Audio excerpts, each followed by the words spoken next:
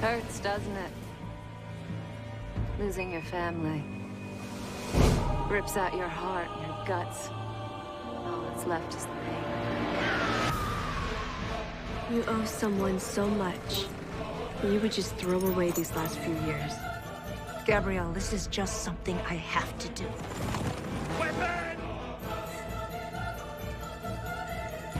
You carry within you the child that will bring a new order to the world. Everything's changed.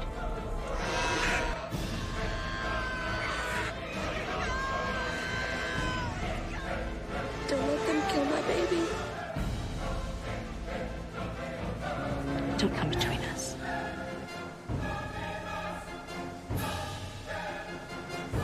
Zena, she is my child! She is not a child. You were right. You didn't have to resolve this with murder. I finally understood Lama's message. And I made him small again.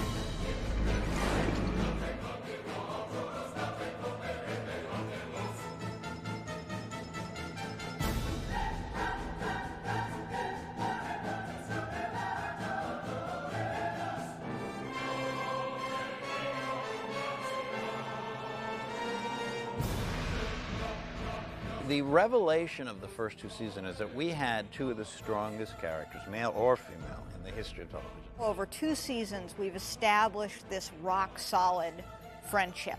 By and large, they were very, very happy-go-lucky. These characters were so strong and had such a clear sense of themselves. As storytellers, it was very interesting to say, now let's test it. Once the characters start to agree on everything, you know, they're boring. So we constantly challenge them. Let's put it through the ringer. From Zena's madness and the fury to the famous rift. Subject them to every possible torture and stress and potential betrayal and test their loyalties to one another. Gabrielle! That thing you're holding is a monster! It has to be destroyed! If you look at almost any great television series, over the course of the show, you have to put major roadblocks up with your relationships with your main characters, or else you're gonna, I think, bore and alienate your audience. The child is home.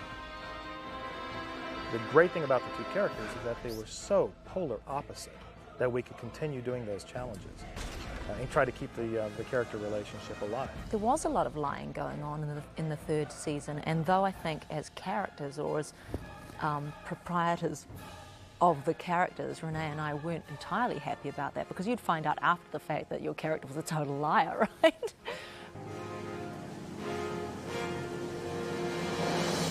I remember Rob and I met at one point to sort of plot out some of the big points of the season, and we were reckless and having fun, and we wanted to push the limits, because we felt the series was an exciting, adventuresome series in every way, and everything we were doing with the characters and the breakthrough character of a great female warrior. And we just wanted the third season to match that expectation, that thing. So, you know, we were kind of fearless, and I don't think we regretted it. Well, at first, you know, Xena really came about because we were doing the episodes on Hercules with this character called Xena, you know, who would be a very sort of kick-ass nemesis for Hercules.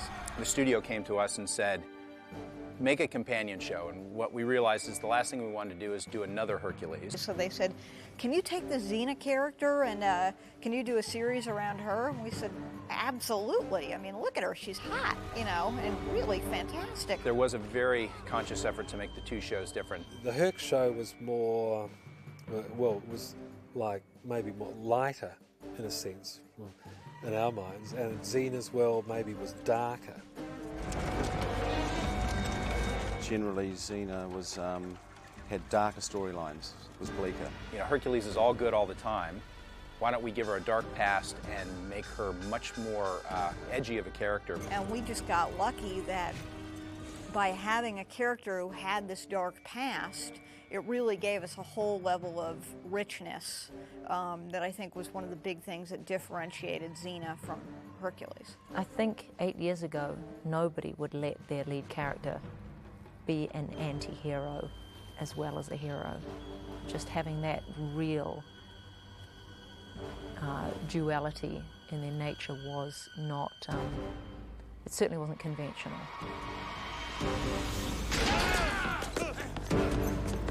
Sorry, Xena, I couldn't let you do this. The second Xena was thought about as a series, we said, geez, it makes perfect sense. Well, we need to make sure that there's a sidekick. I won't say that we knew from day one that what the relationship was going to evolve. I don't think in any series anyone knows that. The relationship between Xena and Gabrielle at the beginning was really one of, I mean, obviously hero and sidekick, and also of experienced versus inexperienced person. They're much more equals than that, than the traditional sidekick idea. By the third episode, we realized this is an integral part of the show. This is the balance to Xena. Xena was the hero, and Gabrielle was sort of a representative of the audience. The pilot, I think we probably saw her a little more as the lighter character who can comment on Xena, who can be the conscience of Xena, who could be us traveling with Xena. I remember R.J. Stewart saying, you know, how many kids would want a chance to go and travel around with their superhero? Xena and Gabrielle travel together, they fight together because they have a deep, deep bond. You know, and of course you'd bring her along and she'd be saying, you know, Gabrielle, you're innocent, you're not ready for these things. And then she'd proceed to lead her into the most dangerous situations you've ever encountered. Gabrielle is there because she is an essential part of Xena's character. I know that I'm going to die. I accept that. Why can't you?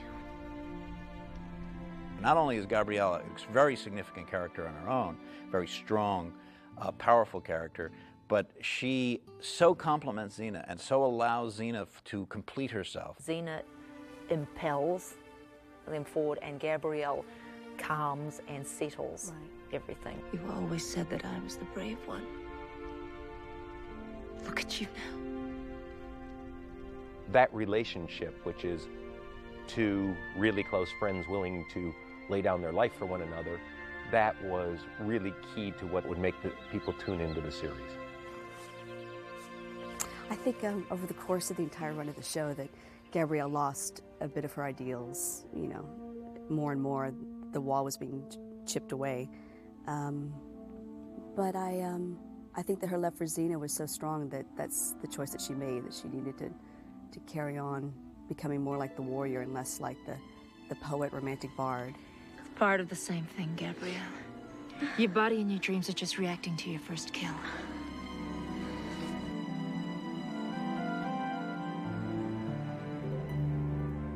We were always trying to reinvent ourselves as a television series. You know, I thought it made their relationship even stronger by the end of the third season by what we did put them through over several episodes.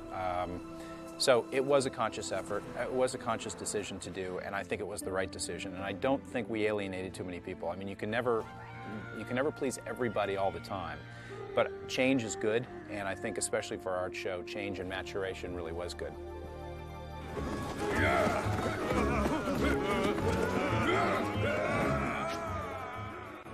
When we started on season 3, myself and RJ and Steve and Chris Mannheim and Liz Friedman all sat in a big room and went through a bunch of ideas as to what we wanted to do in season 3. And one of the things that RJ and myself, whether for better or for worse, were sitting in the office giggling that we wanted to do a Halloween episode.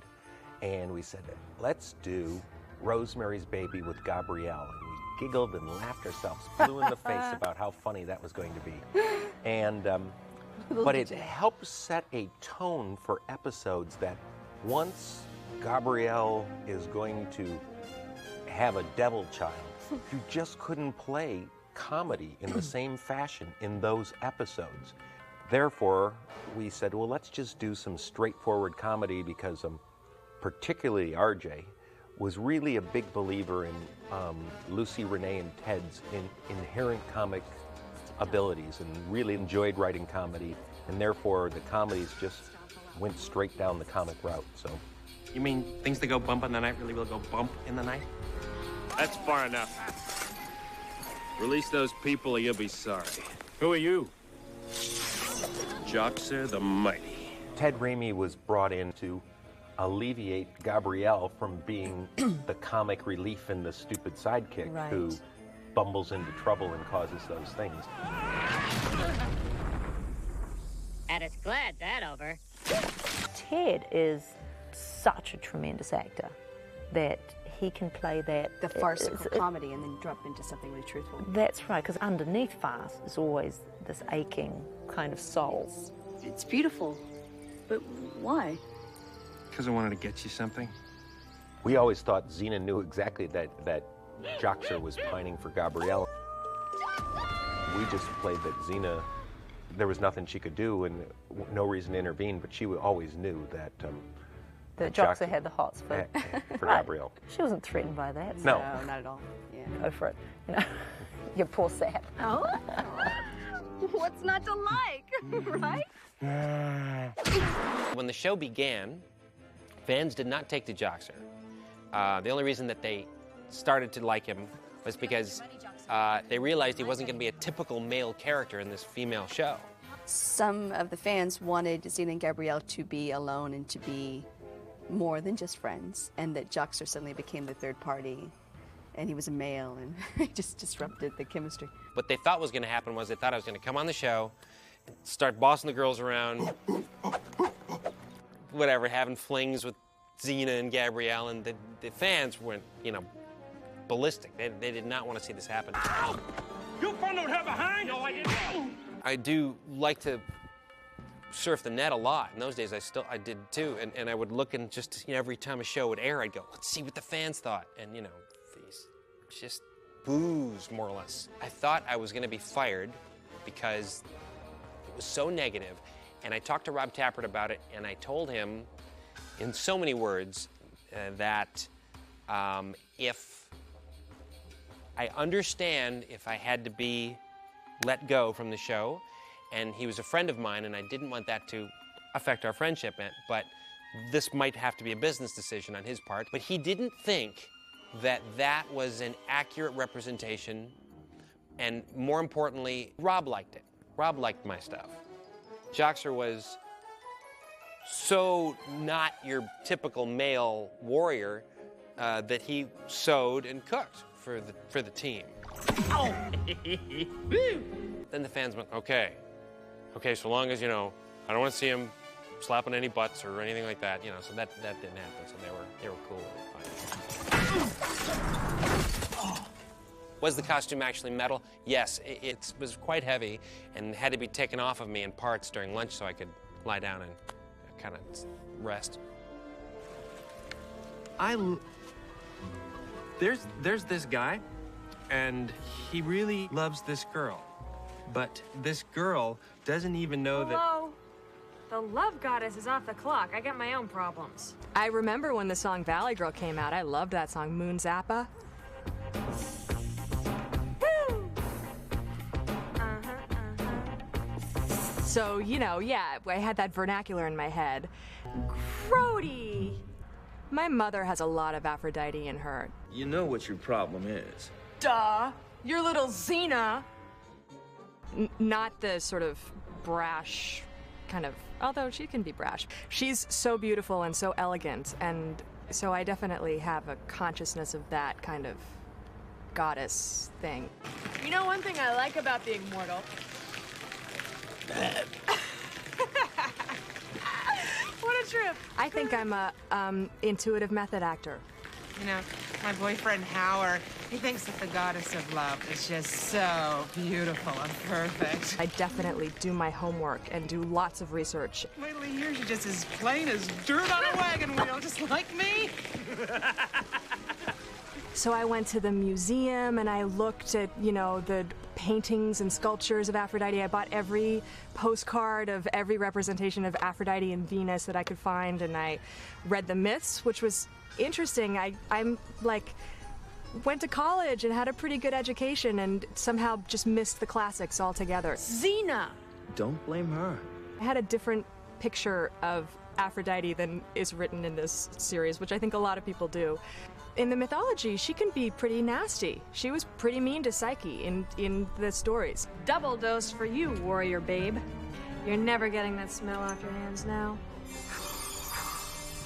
So I do all that work and background, and I think the reason I do that is because my intellectual brain needs a whole lot of stuff to keep itself involved, and so I give it all this work to do, and then when I show up on the set, I'm prepared, I know my lines, I know what I'm doing, but then I can just let it fly and let everything go, and my intellectual brain has everything it needed to chew on, so it can't sit there telling me you haven't done your work.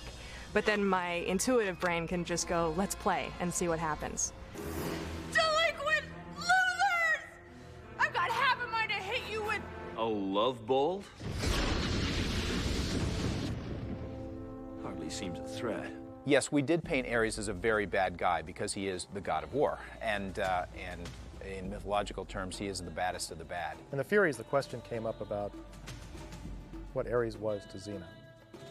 It was determined very early on that Ares would be Xena's father. I mean, we hinted at it occasionally, but and we never cemented it for the audience. Right, Daddy. Quite honestly, RJ and I would sit there and talk about it and say, why not? If you've noticed, she is crazy. I was actually against it. We talked about it a lot.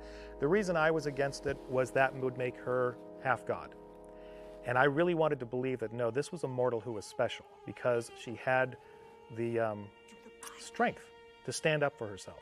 I think it made a lot of sense. Once again, we're dealing in a fantasy realm, and it really not only deepened the relationship between Ares and Xena in so many different ways, but it also really gave us a lot of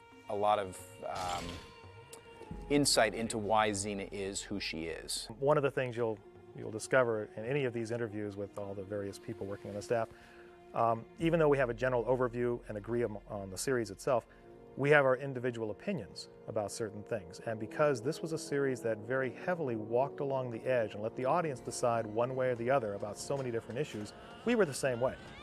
So in that particular case, I can tell you that there were several people on staff who absolutely continued writing and producing the show as if Ares was the father. There were others of us that said, no, Ares is only metaphorically her father because he taught her everything. And I believe one of the lines is, what is a father? He taught her everything that made her who she was. I wasn't the easiest warrior you ever dealt with. No. You never let me get away with anything. You had the nerve to question me, and you never took what I said at face value. Funny that. I tried to write Ares with a bit of self-deprecation but arrogance at the same time. I challenged Kevin several times to try to rise to that occasion, and he would annoy the heck out of me because it didn't seem like I was challenging him at all. When he finally got the scenes, he would do them. He would just be. Kevin Smith was Ares. I mean, he embodied that character with his heart and soul. I mean, the guy was funny, he was curious, he was energetic. One of the kindest people I've ever met. Truly. Just really kind, really genuine. And incredibly so. I mean, he was a stunning man. And when he passed away, we were at a convention, at a Xena convention, and we were all backstage, found out about it, and we did our little presentation on stage about Kevin. We talked about him. And then backstage, I was talking to Bruce Campbell, and Bruce said, you know, he said, the only thing we can take from this right now is the fact that we were together when it happened. And I said, yeah, we were all here. And he said, no, I said, we were together. The fans, the people who worked with him, we were all together.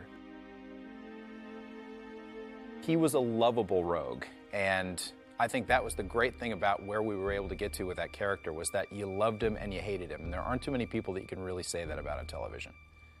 Ooh, I still got it.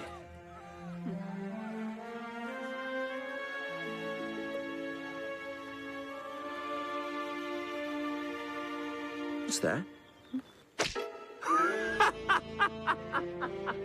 What's that?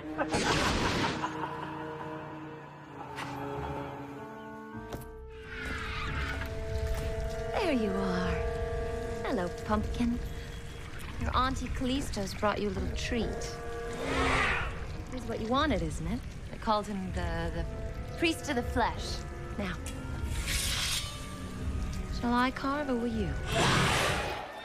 I did have delicious lines. They really wrote me well.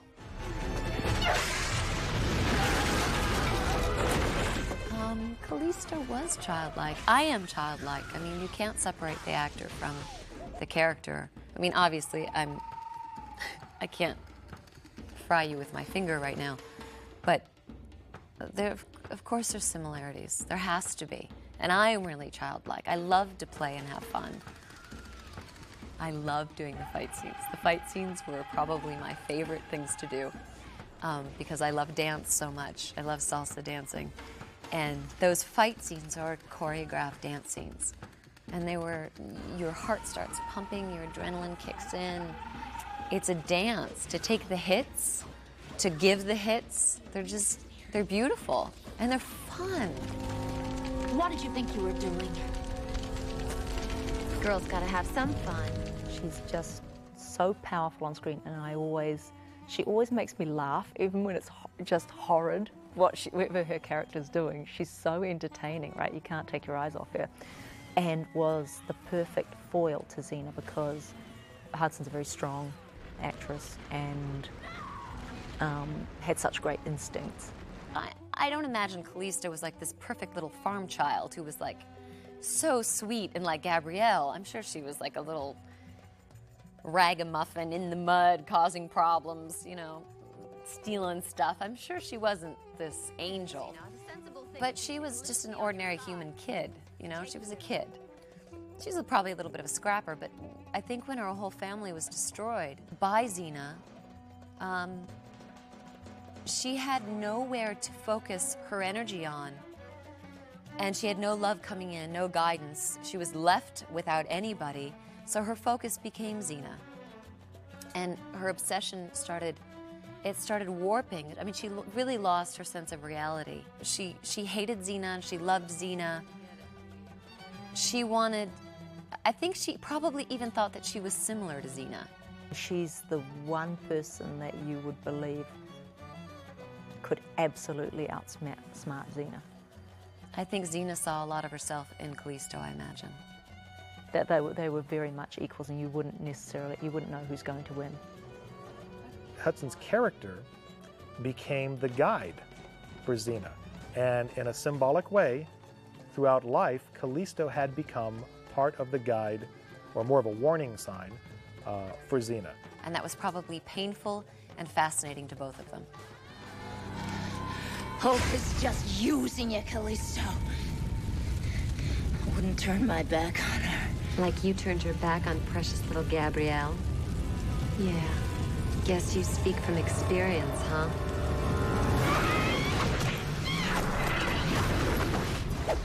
What is the relationship between Xena and Gabrielle at the end of the series? I think that they are the closest of friends. They're sometimes possibly too close, understand each other too much, have spent so much time together and got into each other's heads so much that they almost can finish each other's sentences. Now, that can be a good thing and a bad thing depending on who you're with. They went from, I think, having a mentor-student relationship to, by season 3, certainly they're very much on an equal footing in terms of their friendship, and that Gabrielle has taught Xena perhaps more about being in touch with her human emotional side, in as much as Xena has taught Gabrielle about action and being a warrior and that kind of thing.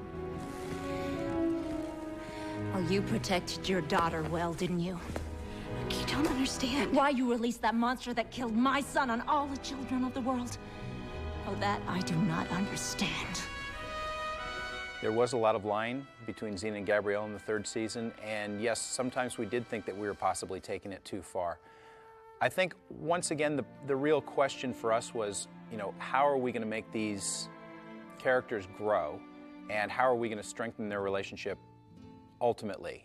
I think there was a lot of fear about what putting Xena and Gabrielle's relationship through the ringer to the extent that we did, about how the audience would feel about that. There are very few people I know in the world who haven't at least told some kind of lie to a good friend to save their feelings or to try to get out of a nasty situation. So what we were really trying to do is mirror what happens in real life, taken to that next extreme, which is, you know, what fantasy and dramatic television is all about. I think we succeeded there because, once again, we did have some people in the third season say, "Whoa, where are you going? I mean, how can they ever come back from this?"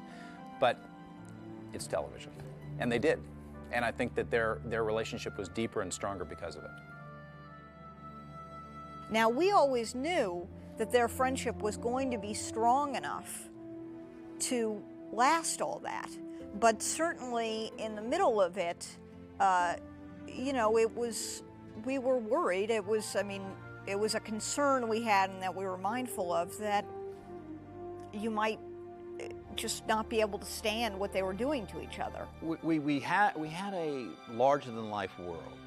And in that world, you know, of Greek gods and mythology and breastplates and swords and sorcery, et cetera, sandals and all that, we needed reality within the characters. And in real life, relationships are not always incredibly sincere and dewy-eyed and simple.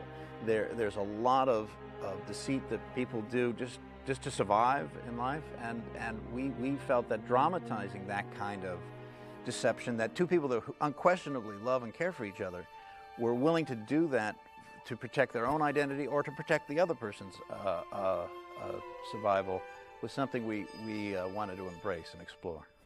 I think that if they had just gone on being best buddies without any wrinkle in it, it wouldn't have been very interesting. And frankly, it also wouldn't have been real. I mean, the friendships that you have in life that you really hold on to, I think, are the ones where if you can go through a really rough thing with somebody and that your friendship gets tested and then you actually come through it, your friendship is that much stronger.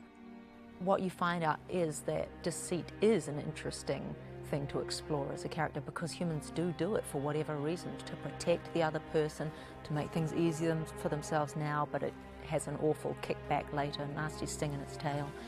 I mean, human beings do that, even people that love one another.